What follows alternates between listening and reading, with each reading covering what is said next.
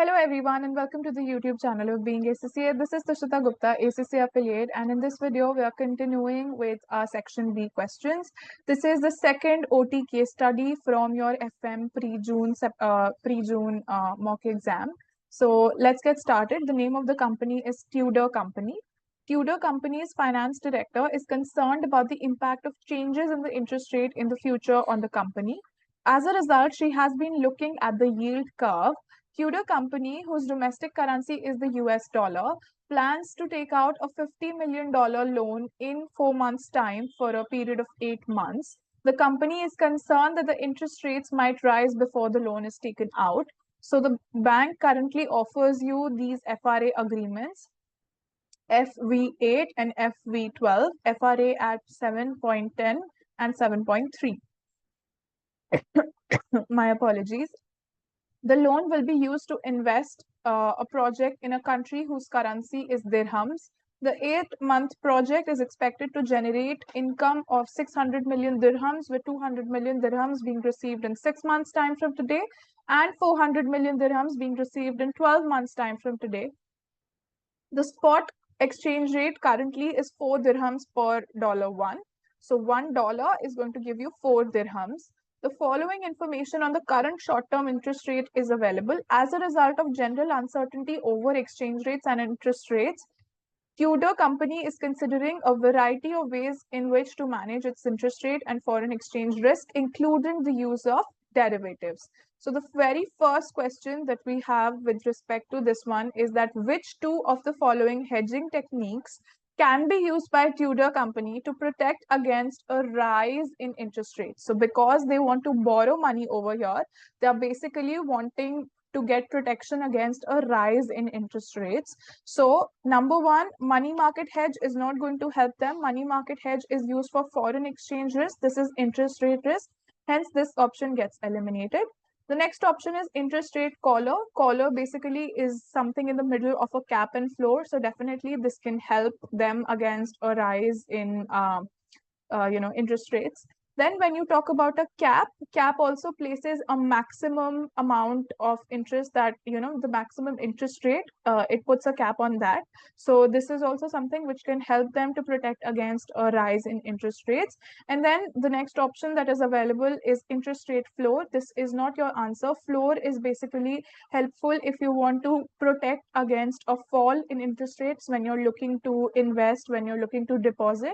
So this is not something which is going to help you over here. Moving ahead, this is question number 22. Select the correct combination from the boxes 1 and 2 regarding the payouts related to the FRA if the interest rate on the loan is 6.5% when it is actually taken out. So let us go back to the information that was provided with respect to the FRA agreement. So basically, they are going to have to take a loan of $50 million in 4 months from now. So it begins for after 4 months. So 4 is going to be there for sure. And after those 4 months, it's going to be a period of 8 months for which they are borrowing. So ideally, they will be going for this agreement 4 months until they get into that loan, and then additional 8 months for which they borrow that loan. So FRA needs to be 4 to 12. So over here, they have entered into this FRA. So let us see which boxes do we have. Okay. And then the other one is okay. So the first one is that the first step over here is that we decide that it's going to be this FRA over here. Now, the rate at which they have already, when they took out the loan, the rate was 6.5, and they have locked the actual interest, the FRA, to be at 7.3%. So let us find out first what is going to be the difference. So the difference is nothing but 7.3% minus what you have, what the actual rate was when you took out the loan, which is 6.5%. So this over here is the difference. 0.8% is your difference. The rate actually which you have logged in is higher, and the actual rate was lower. So if you see, this needs to be multiplied by 8 by 12 because this is a borrowing for a time period of 8 months. And then this needs to be multiplied by your loan amount, which is $50 million. So the figure which we are looking for when it comes to the box 2 is 2,666,667. So this is the figure that we will be selecting when it comes to box 2. Now let us see who is going to give the payment to who.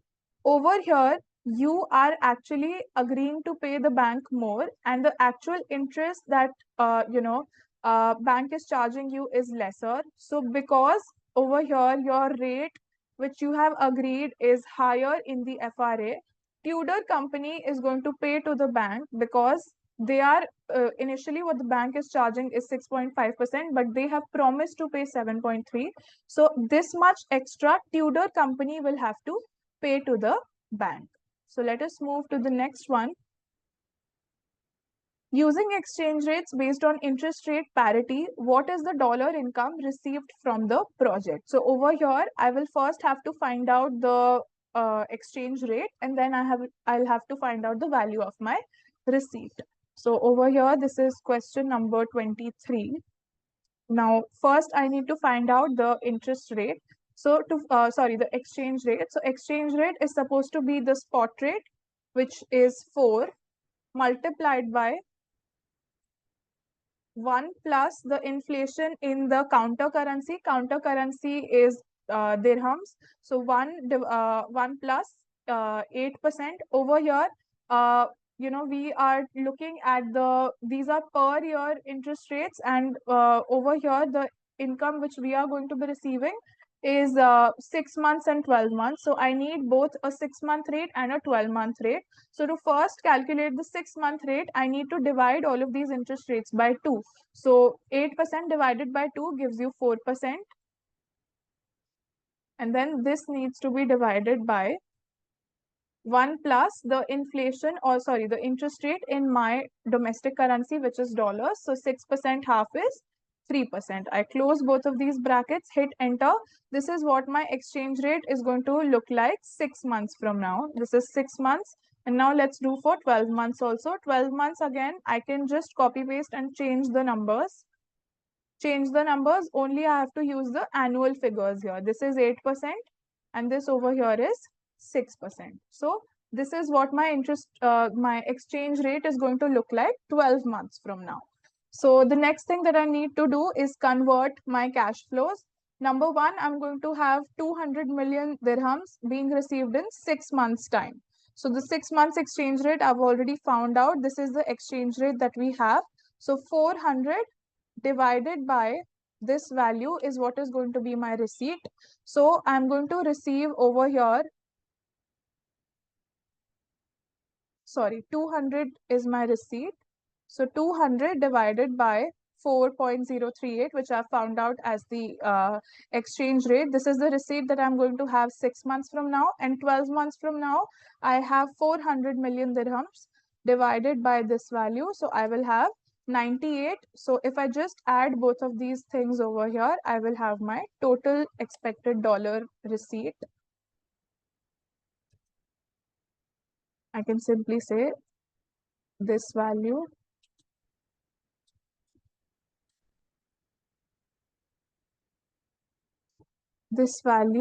plus this value. So my final answer is $147.7 million. Moving ahead, this is question number 24. 24 wants you to find out which of the statements are true. Tudor company is unsure whether to use a forward contract or a money market hedge and is comparing the relative advantages and disadvantages of the two. So which two of the following statements are true over here?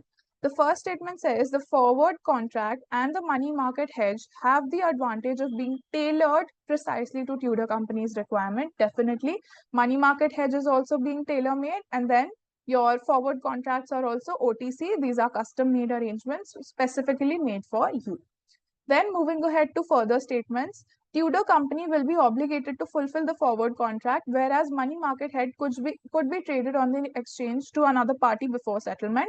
Again, this is incorrect. Why? Because forward contract they will definitely have to fulfill, but even the money market hedge they cannot trade it in the market because it is custom made according to their requirements. Hence, they cannot really trade it in the market. So this statement is incorrect. The forward contract will result in the effective exchange rate being fixed, whereas the money market hedge will allow Tudor company to benefit from the favorable movement in the exchange rate. No, this is not true, because they both effectively fix your exchange rate. It is not only the forward contract which will fix the exchange rate, your money market hedge also fixes the exchange rate. The forward contract will result in Tudor company receiving the dollar equivalent of the dirham receipts in 6 months and 12 months time, whereas the money market hedge will provide Tudor company with the dollar receipts today. Now, this is absolutely correct. When you talk about your, forward contract, basically you will be receiving money 6 months and 12 months of time. And if you take a money market hedge, basically you're going to do BCD, borrow, convert, deposit. So conversion happens today. So the receipts that you have is going to be in dollars today with you. So this statement is also absolutely correct. Moving ahead to the very last question for this case study, in relation to the yield curve, which of the following statements is or are correct? Expectations theory suggests that investors require increased compensation as maturity increases due to risk. Now, this statement is not correct because it is not the expectations theory, but the liquidity preference theory.